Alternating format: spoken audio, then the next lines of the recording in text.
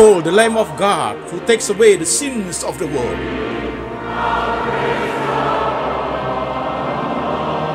Jesus said, I am the way, the truth, and the life.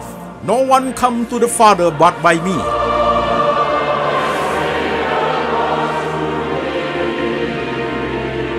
For God so loved this world, so he gave his one and the only Son. Whoever believe in him shall not perish, but have eternal life. Shalom saudara-saudara sekalian, saya Pendeta Antoni Chang. Senang bisa bertemu dan jemaat sekalian, baik jemaat yang ada di kota-kota di Indonesia maupun jemaat yang ada di kota-kota di luar negeri. Saudara-saudaraku, kita akan memulai untuk seri kedua, tema ketika aku diuji dan dicobai. Namun demikian, sebelum kita memulai seperti biasa, saudaraku, saya ingin menyampaikan informasi.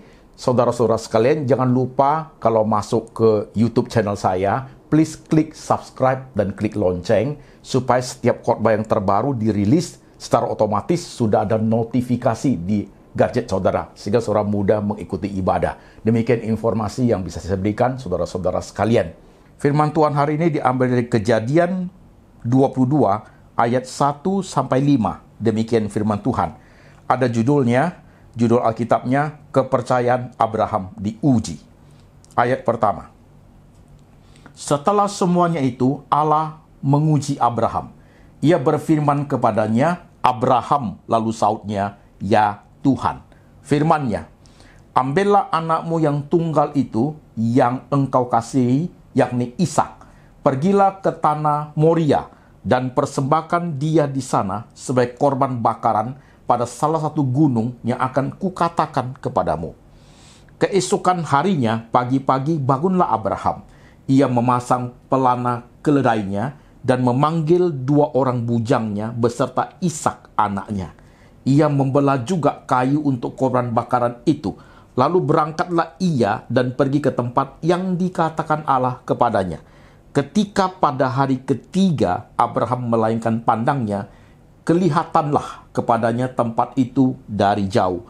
Kata Abraham kepada kedua bujangnya itu, tinggallah kamu di sini dengan keledai ini.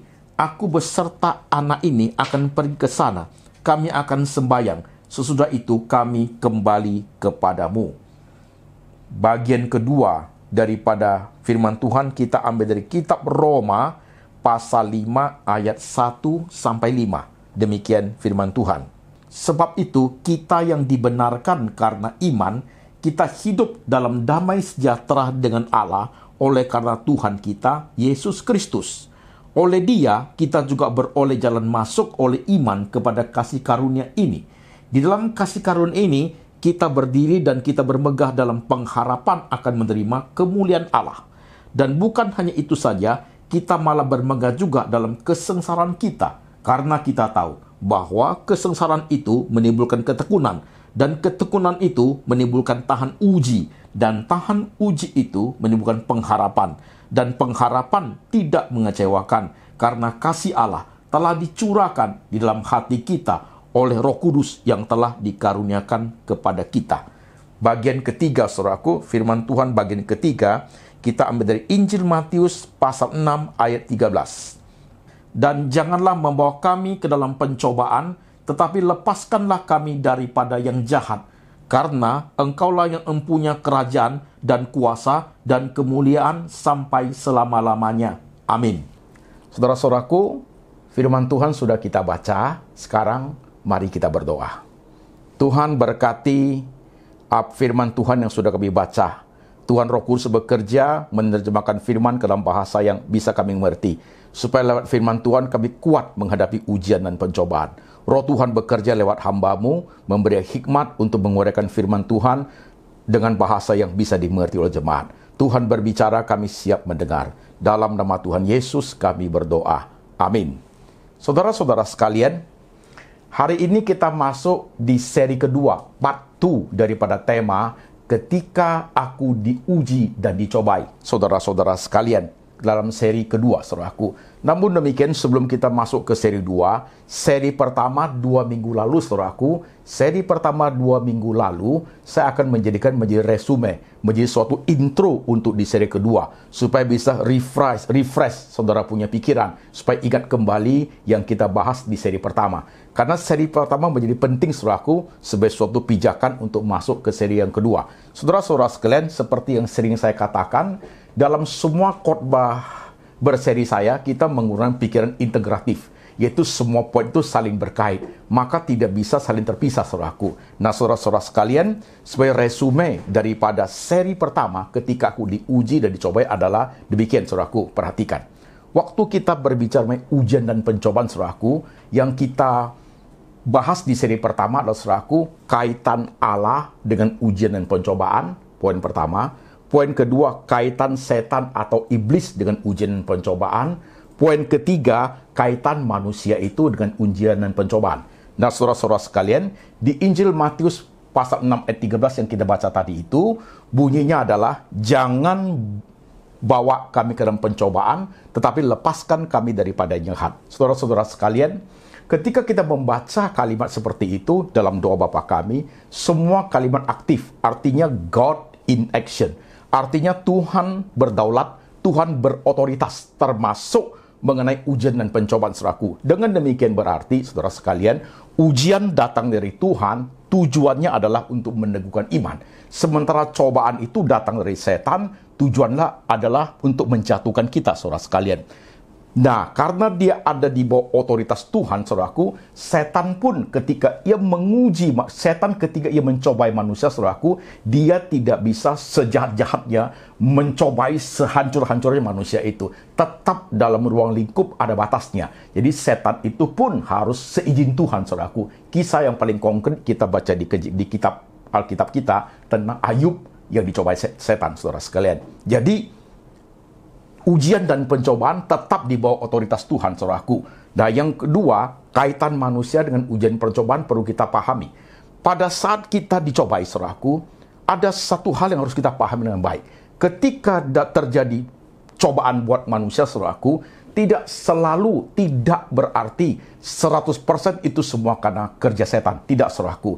Di dalam cobaan yang dihadapi oleh manusia itu, saudaraku, juga melibatkan manusia itu sendiri. Jadi tidak serta-merta setan salah semua, saudaraku. Setan mengambil andil 50%. 50% lagi adalah kelemahan daripada manusia itu. Jadi ketika kita memahami cobaan, saudaraku, harus kita pahami bahwa, saudaraku, setan bekerja 50% dan juga melewati kelemahan kita. Kita dicobai oleh karena keinginan kita, saudara-saudara sekalian.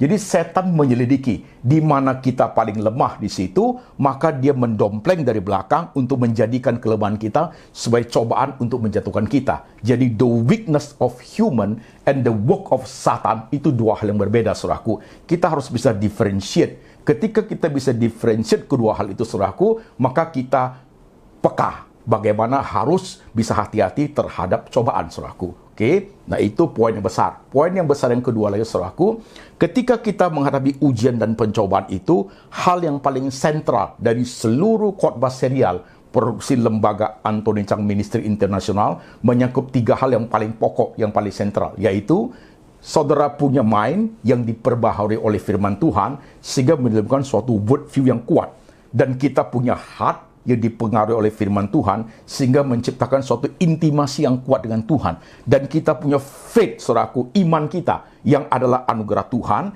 dipengaruhi oleh firman lewat pengalaman yang kita alami. Iman itu mengalami proses peneguhan iman. Jadi our faith, our Christian worldview, and our intimacy with God, 3 hal itu bekerja sama menjadi kuat, menjadi satu mata rantai kuat untuk menghadapi ujian dan pencobaan. Dan bersama dengan roh kita, dalam diri kita juga ada roh Tuhan yang mendukung iman kita. Jadi saudara-saudara sekalian, ketika kita memahami poin ini, maka kita akan sanggup menjalani ujian dan pencobaan yang kita arungi setiap hari sampai di akhir hidup kita, saudaraku. Jadi ini merupakan suatu resume untuk seri yang pertama, saudara sekalian. Nah, sekarang kita masuk seri kedua. Saudaraku, seri pertama itu kita bicara mengenai pencobaan, saudaraku. Di seri kedua, kita akan berbicara mengenai ujian, saudaraku. Standpoint yang paling mendasar adalah ketika kita baca di Matius pasal 6 ayat 13, jangan bawa kami ke dalam cobaan, tapi lepaskan kami daripada yang jahat. Semua adalah dalam otoritas Tuhan, cobaan itu.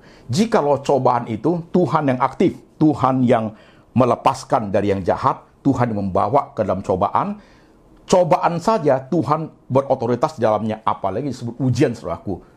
Ujian datang dari Tuhan, sifatnya untuk meneguhkan iman. Nah, saudaraku, perlu suatu perenungan sebentar, saudaraku. Setiap orang pasti akan mengalami ujian, saudaraku. Tidak mungkin tidak. Ujian itu baik untuk kita, supaya dalam kerohanian kita itu naik kelas, saudaraku. Nah, dalam menghadapi ujian itu, kita harus piawai. Mengapa sebenarnya, saudaraku? Karena ketika seri pertama sudah rilis, saudaraku, kira-kira 2 minggu, muncullah banyak pertanyaan, saudaraku. Salah satu pertanyaan demikian, jemaat menyimak baik-baik. Pertanyaan dari jemaat ini seperti ini. Pak, sakit saya sudah bertahun-tahun, sudah menahun. Saya sudah berdoa, tapi kelihatannya Tuhan tidak peduli. Dan Tuhan memberi aku ujian yang kekuatannya melewati batas. Dan saya juga sudah mendengar banyak khotbah-khotbah yang positif yang Bapak khotbahkan. Sepertinya aku sudah tawar hati. Bagaimana saya, Pak? Seperti itu. Jadi, saudaraku, jemaat ini, dia memahami Tuhan sudah tidak peduli. Sakitnya sudah bertahun-tahun. Kemudian dia merasa Tuhan itu memberikan dia ujian itu terlampau berat, melewati batas yang dia mampu. Dan juga dia merasa dia sudah mendengar banyak khotbah yang positif, saudaraku. Dan akhirnya dia tawar hati. Bagaimana memahami jemaat yang seperti dalam konteks kita ketika kita berbahas mengenai tentang ujian? Saudara perlu perhatikan baik. Kita lihat dari Kejadian pasal 22. Ketika Abraham diuji, saudara-saudara sekalian. Saudara, ketika kita dalam ujian itu, perlu kita pahami dengan baik, saudaraku. Ujian itu, saudaraku ya, dia memiliki beberapa kategori loh, saudaraku. Justru dalam beberapa kategori inilah, maka kita menjadi dewasa dalam ujian. Saudara perhatikan, saya uraikan satu persatu kategori itu dengan pas, saudara sekalian.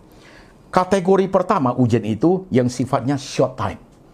Kategori kedua, saudaraku, yang sifatnya medium time. Kategori ketiga yang sifatnya long time. Kategori keempat yang sifatnya until the end of the life, saudaraku. Jadi ada 4 kategori ketika kita memahami ujian yang diberikan Tuhan, saudaraku. Kategori pertama, short time. Contohnya, Bapak Abraham diuji, saudaraku. Kejadian pasal 22 yang kita baca, saudara sekalian. Jadi ujian kepada Bapak Abraham itu, saudaraku, itu short time. Dan saudara perlu ingat, di dalam uji kategori 4 kategori itu berlaku 2 hal, yaitu durasi dan bobot. Durasi adalah berapa lamanya ujian itu datang kepada kita. Maka ada short, ada medium, ada long, ada the end of life. Bobotnya adalah berapa besar kekuatan, berapa berat ujian diberikan kepada Tuhan itu disesuaikan dengan kemampuan kita. Jadi bobot dan durasi di dalam ujian itu, saudaraku, setiap kategori itu ada. Nah, saudaraku, short time itu kita ambil contoh Bapak Abraham, saudaraku. Bapak Abraham ujiannya short time, saudaraku. Waktu Tuhan berkata, Abraham, Abraham, ya Tuhan, persembahkan anakmu sebagai korban bakaran hidup ke tempat yang aku tunjukkan kepadamu. Abraham jawab, ya Tuhan. Alkitab menulis, besok pagi-pagi Abraham sudah berangkat, saudaraku. Jadi boleh dikatakan paling lama 2-3 hari ujian buat Abraham. Short time tersebut. Tapi bobotnya disesuaikan dengan kapasitas yang Bapak Abraham mampu menanggungnya, saudaraku. Itu dia. Nah, kalau yang medium time seperti apa? Yang medium time kita ambil contoh jemaat tadi yang bertanya, Pak, sakit saya sudah menahun, Pak. Kelihatannya Tuhan tidak peduli. Ujian diberikan saya itu kelewat batas. Dan aku juga dengar banyak khotbah positif, tapi hatiku sudah tawar. Jadi boleh kita ambil contoh, pertanyaan jemaat itu ada di medium time, saudaraku. Katanya penyakitnya sudah bertahun-tahun, saudara sekalian. Nah, dalam penyakit yang bertahun-tahun itu, ternyata dia mulai tawar hati, saudaraku. Dia merasa Tuhan memberi dia ujian itu melampaui batas kekuatan dia. Dan dia merasa Tuhan tidak peduli. Mengapa bisa terjadi seperti ini, saudaraku? Justru pada saat dia menghadapi medium time itu, saudaraku, dia salah mengerti Tuhan. Dia punya iman itu goncang, saudaraku. Tuhan tidak peduli saya lagi. Dia punya intimasi with God itu goyang, saudaraku. Tuhan itu tidak peduli dia menjadi tawar hati. Dia punya Christian world view menjadi roboh. Kenapa? Dia sudah mendengar banyak khotbah yang positif, toh dia tetap seperti ini. Saudara perhatikan di medium time ini tentang ujian, saudaraku. waktu kita menghadapi dalam kategori medium time, saudaraku, ingat baik-baik.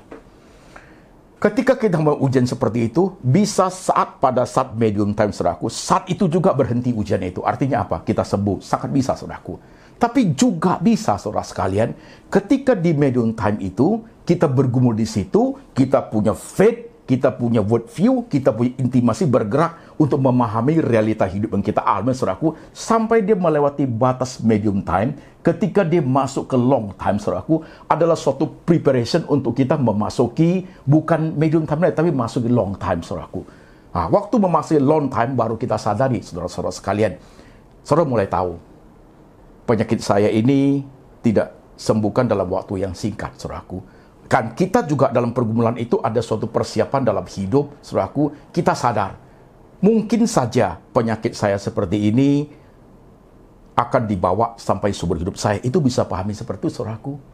Jadi tidak berarti kenapa ini jemaat menjadi pesimis dan berpikir negatif tentang Tuhan, menjadi blaming God dan merasa tawar hati, karena yang dia ingini, saudaraku, adalah dia sembuh. Kalau dia sembuh, berarti Tuhan, ujian diberikan itu tidak melalui kekuatan kita. Tidak seperti itu, saudaraku. Tidak seperti itu. Saya kasih contoh hidup saya, saudaraku. Saya mengalami sakit operasi jantung, saudaraku. Dan sekarang karena diabetes 25 tahun, mata kanan saya sudah buta, saudaraku. Mata kiri dilaser karena pendarahan. Sekarang kabur, saudaraku. Dan pada saat saya menghadapi ujian yang medium time seperti ini, saya sadari, saudaraku, dalam perjalanan medium time itu, saya akan masuk ke long time. Artinya, saudaraku, badan saya ini akan membawa penyakit jantung yang sudah dioperasi ini sampai saya mati, saudaraku, long time. Dan mata saya ini, waktu saya masuk ke long time, saudaraku, bisa saja saat itu Tuhan sembuhkan saya, sangat bisa. Tapi saya tidak bahas bagian itu nanti. Yang ketika masuk ke long time, suatu hari, until the end of my life, saudaraku, ini saya bawa, saudaraku, mata yang sudah kabur ini, satu mata yang sudah tidak bisa lihat, saudaraku. Saya tidak perlu menjadi komplain sama Tuhan. Saya tidak perlu untuk menyalahkan Tuhan. Justru ketika saya memahami momentum seperti itu, bahkan iman saya bisa menyalahkan Tuhan. Karena saya berpikir, karena keadaan saya sudah seperti ini, mata saya kurang awas, dan kesehatan saya dengan jantung yang sudah dioperasi, mestinya aku memanfaatkan momentum itu. Kalau tidak sekarang, kapan lagi? Mestinya aku giat jauh lebih sungguh. Nah, itu harus dipahami oleh jemaat, saudaraku. Bukan menjadi patah hati, bukan menjadi kecewa, bukan menjadi tawar hati. Bukan itu. Itu adalah salah mengerti rencana Tuhan, saudaraku. Salah mengerti rencana Tuhan. Itu contoh tentang medium time. Bagaimana contoh tentang long time? Long time itu saya ambil contoh suami istri, saudaraku ya, suami istri. Nah, saudara-saudara sekalian, kalau kita ambil contoh suami istri, misalnya begini. Saudara hidup sebagai suami istri, baik suami maupun istri sama, saudaraku ya, kita ambil contoh yang sang istri dulu. Dan ketika hidup menjadi suami istri sudah 30 tahun, istrinya menyadari bahwa suaminya itu, saudaraku, setelah menikah sekian lama, banyak sifat yang tidak baik. Karakter yang tidak baik, terlampau egois, ingin hidup menang sendiri, dan uang pun ingin diambil sesuka hati, saudaraku, begitu, tanpa memperhatikan kepentingan keluarga, demikian. Nah, itu adalah ujian yang sifatnya long time, karena suami istri ini sudah hidup dalam janji Tuhan, hidup semati sampai mau memisahkan, saudaraku. Nah, long time itu artinya apa? Setia sampai suatu hari suaminya meninggal, saudaraku. Kalau suaminya meninggal, berarti ujian itu selesai. Atau bukan suami meninggal, istri itu meninggal, berarti ujiannya selesai. Ini namanya yang long time, saudaraku. Ini yang long time. Ini memakan waktu yang lama. Apa yang disebut dengan ujian yang kategorinya until the end of life, saudaraku, sampai mati. Nah, ini perlu diperhatikan baik. Ini dalam konteks penginjilan, dalam konteks pelayanan kepada Tuhan, dalam konteks rasul-rasul, bapak-bapak gereja, dan orang-orang Kristen zaman sekarang, saudaraku. Mereka menderita, mereka melalui ujian, saudaraku, pada saat pemberitaan Injil. Ya, mereka yang disiksa, mereka dipenjarakan, saudaraku. Dunia akan melihat apa yang melakukan itu tidak menjadi hasil. Dunia akan melihat mereka gagal, saudaraku. Ada yang mereka mati di penjara.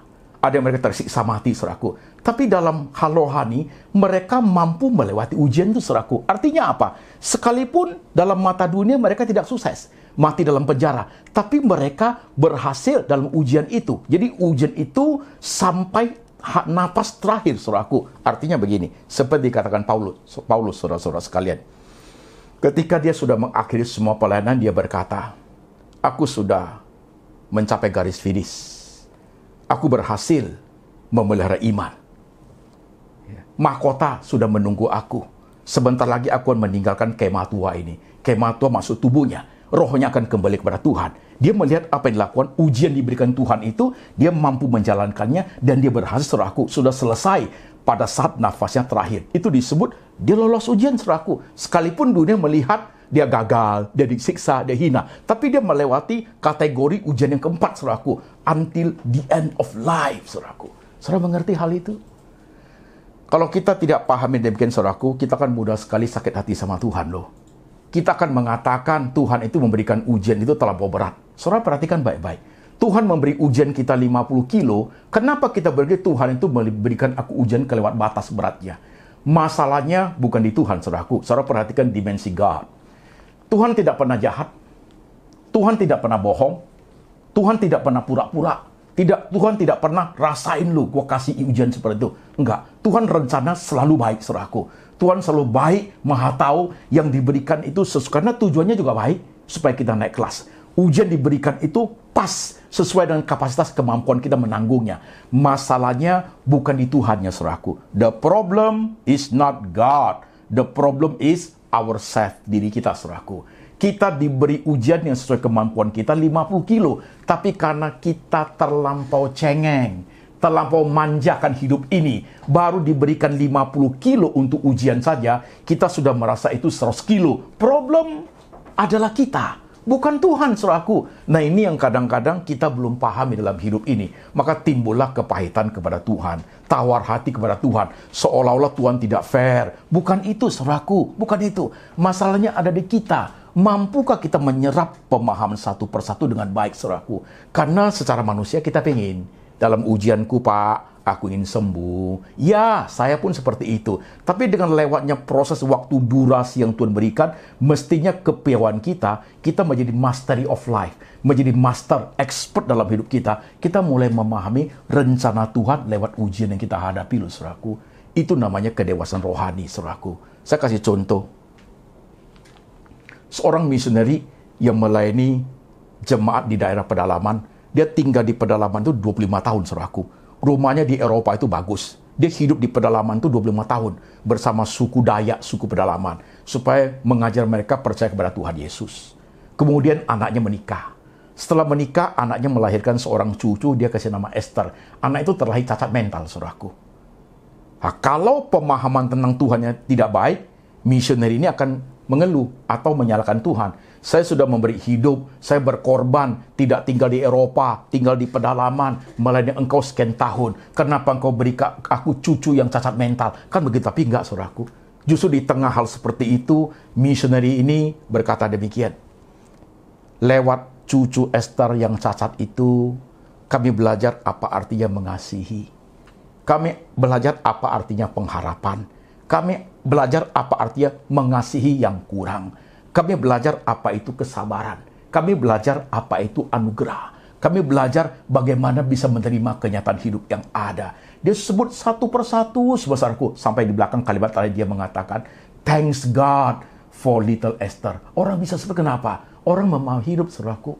Ujian diberikan itu seumur hidup melihat cucu itu, saudaraku. Tapi dia bisa lewati. Kita bisa nggak, saudaraku? Banyak sekali tokoh-tokoh seperti itu, saudaraku. Banyak sekali.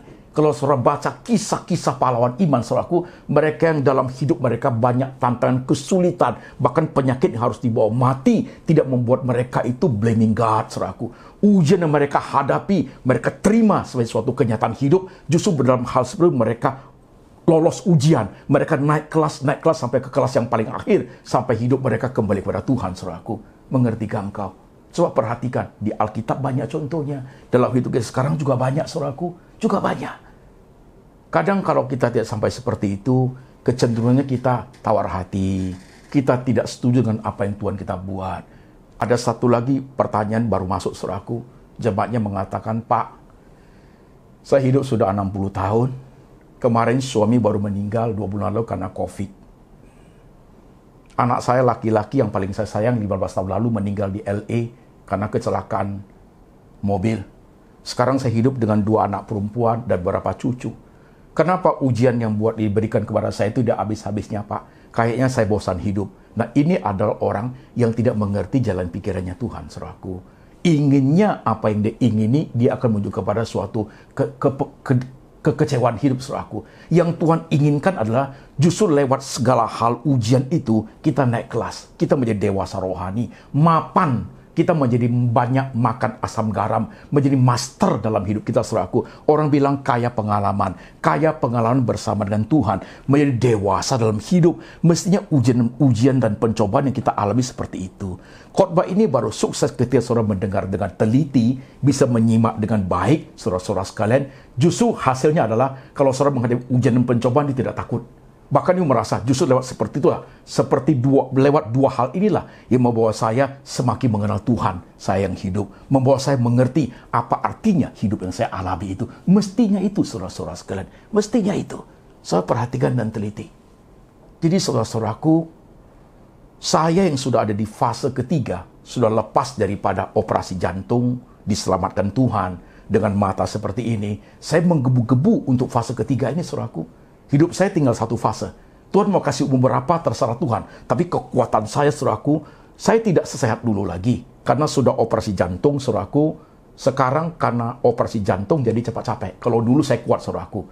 Tetapi semangat saya, kesungguhan saya, pelayanan saya tidak mundur, saudaraku. Bahkan sekarang makin besar. Dulu saya bisa melayani kemana. Sekarang lewat sermon online, saya bisa melayani seluruh dunia. Saya bisa melayani Eropa, Amerika, Australia, Asia, banyak jemaat yang bisa mendengar, saudaraku. Justru kemampuan fisik saya tidak seperti dulu, tapi saya punya rohani bisa bertumbuh dengan baik. Karena cara saya memahami ujian yang Tuhan berikan kepada saya dengan tepat dan benar. Mestinya hidup seperti itu, saudaraku. Coba saudara pelan-pelan menyimak firman hari ini. Nanti di seri ketiga, saudaraku, kita akan bahas, seri pertama kita bahas cobaan. Seri kedua ini kita bahas ujian. Nanti seri ketiga kita bahas ujian dan pencobaan itu, dia itu side by side. Satu sisi dengan sisi yang lain, saudaraku. Terjadi dalam satu peristiwa. Satu peristiwa itu side by side, ujian pencobaan itu. Dalam satu peristiwa ada ujian dan pencobaan, kita bahas di seri ketiga, saudaraku. Saudara simak baik-baik firman Tuhan hari ini. Saya ingin saudara sekalian, kalau dengar firman Tuhan hari ini, dunia yang kita hidupi sekarang itu sangat berat, saudaraku. Cobaan pasti datang. Ujian pasti datang, saudaraku. Dan ujian itu bukan satu saja. Yang kita ambil contoh Bapak Abraham itu satu, saudaraku. Tapi ujian itu sangat variatif. Kenapa? Karena hidup kita kan banyak dimensinya. Dimensi keluarga, kesehatan, sosial, politik, ekonomi, kan semuanya. Nah, cobaan itu bisa datang dari berbagai dimensi hidup yang ada, saudaraku. Kita lewatin satu, nanti satu datang, saudaraku. Puji Tuhan, ada Tuhan di tengah-tengah kita. Yang Tuhan tahu bagaimana cara mendidik rohani kita lewat ujian dan pencobaan. Setan tidak berhak untuk sepuas-puasnya, seluas-luasnya untuk mencobai manusia. Tetap harus izin Tuhan, saudaraku. Bukankah hidup ini lebih stronger, lebih kuat ketika memahami seperti ini, saudara-saudara sekalian? Saudara-saudara, baik yang ada di Amerika sana, mungkin sekarang subuh, pagi, atau sore, saudara yang di Afrika, saudara yang di Belanda, di Jerman sana, saudara yang di Jakarta, Surabaya, Batam, Singapura, Penang, Malaysia, Melbourne, Sydney, Perth, Darwin. Saudara mendengar firman seperti ini. Coba saudara kategorikan. Katakanlah saudara sekarang menghadapi 10 ujian, saudaraku. Coba kategorikan dalam 3 kategori itu. Ada ujian yang sifatnya short time. Ada ujian yang sifatnya medium time. Ada ujian yang sifatnya long time. Ada ujian yang sifatnya until the rest of our life, until the end of life, sampai detik nafas terakhir, saudaraku. Ujian-ujian seperti itu ada, saudaraku. Coba masukkan di kategori seperti itu dan pahami cara Tuhan mendidik kita dengan baik, saudaraku. Saudara yang masih remaja, dia akan menghadapi ujian dan pencobaan. Saudara yang pemuda, anak gadis, saudara yang sebaya, saudara yang sedang berjuang dalam dunia bisnis, saudara yang sudah tua. Hal itu akan terjadi pada hidup kita. Yang terpenting bukan, saudaraku, untuk lepas dari ujian dan pencobaan itu. Tapi yang terpenting bagaimana memahami, bagaimana menjalani, menelusuri ujian dan pencobaan yang Tuhan izinkan terjadi dalam hidup kita. Di situ pun tetap ada pemeliharaan Tuhan. Mengertikah engkau, saudaraku? Mengertikah engkau? Waktu saya mendapat pertanyaan dari jemaat ini, hatiku sedih. Karena dia baru mengalami medium time. Ujian itu, dia kecewa. Dia tawar hati. Dia bilang Tuhan tidak peduli. Dia bilang banyak khotbah itu dia sudah dengar. Dia bilang Tuhan kasih dia ujian itu melewati batas. Enggak seperti itu, saudaraku. Jemaat salah mengerti. Tapi nggak apa-apa. Justru khotbah hari ini akan membuka suatu pencerahan kepada rohani jemaat sekalian. Memberikan suatu pencerahan untuk mengerti bagaimana seharusnya kita menggumuli dalam menghadapi ujian dan pencobaan itu, saudaraku. Saya nggak tahu saudara sekarang ada di mana. Ada di tempat negara mana. Mungkin saat ini saudara sedang bawa mobil, dengar khotbah ini. Dengarkan dengan teliti dan hati-hati membawa mobil, lihat di depan. Dan saudara yang ada di rumah bersama keluarga lagi menyimak. Kau melihat hatimu seperti Tuhan sedang berbicara dengan yang kamu hadapi. Atau saudara di kamar sedang merenung sendiri mendengar khotbah ini. Tanpa you sadari, air mata you turun. Karena you tahu banyak kekeliruan yang kamu salah mengerti tentang Tuhan. Kau salah mengerti tentang dirimu sendiri. Sehingga ujian pencobaan itu menjadi bingung. Kamu tidak bisa membedakan dan kamu tidak tahu harus berbuat apa. Hanya bisa doa dan nangis. Hari ini, God let you know.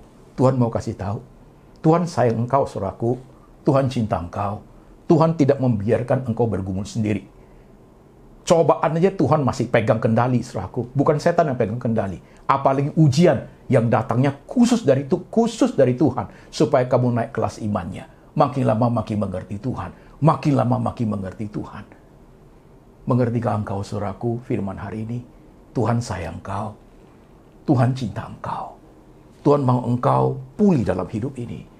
Tuhan mau engkau memahami setiap ujian pencobaan itu dengan tepat dan benar. Tuhan mau you punya pikiran, you punya worldview kuat melewati bagian itu. Tuhan ingin sekali intimasi with God itu bertumbuh dengan baik. Tuhan mau imanmu hidup seperti iman Abraham. Sekalipun short time, tapi coba ujian itu very strong, sangat kuat sekali. Dan Abraham bisa lolos ujian itu, saudaraku. Maka berkat Tuhan tiba kepada dia. Bagaimana dengan saudara? Saya ingin, saudaraku, khotbah hari ini menjadi berkat buat engkau. Engkau yang menyimak sekarang di belahan bumi mana saja. Simak dengan baik. Membuka benang kusutmu dalam problematika hidup yang kau alami sekian lama. Yang kau nggak tahu harus berbuat apa. Hari ini Tuhan memberikan pencerahan. Membuka benang kusut you untuk kamu lihat satu persatu dan teliti dan tepat untuk ditangani dengan baik, saudaraku. Khotbah hari ini tidak gampang dimengerti sesaat. Saudara perlu mengulang benar khotbah ini berapa kali, menyimak dengan tepat, baru saudara bisa mengerti. Mengertikah engkau, jemaat, untuk firman hari ini? Do you understand? Tuhan sayang kau. Mari kita berdoa sebentar. Kita tundukkan kepala kita. Saudara yang ada di berbagai belahan bumi, baik di Amerika sana, saudara yang ada di Eropa, di Jerman, di Belanda, saudara ada di Rumania, saudara yang ada di Asia, di Australia, saudara yang ada di Indonesia, Surabaya, Jakarta, Medan, Batam, Bogor, Bandung. Dimanapun jemaat berada, hari Tuhan berbicara kepada engkau. Kau diam dirimu sejenak. Lihat isi hatimu sebentar. Berbagai ujian dan pencobaan yang kamu hadapi, tegarkah engkau melewatinya? Atau engkau salahkan Tuhan? Kau yang paling tahu sendiri. Kau bergumul bersama Tuhan hari ini. Kau berdoa dalam hati, supaya pencerahan ini boleh membuka alam pikiranmu, membuka mata rohanimu untuk melihat kebesaran Tuhan di tengah ujian dan pencobaan. Tuhan Yesus, hamba berdoa untuk setiap jemaat yang ada di negara manapun.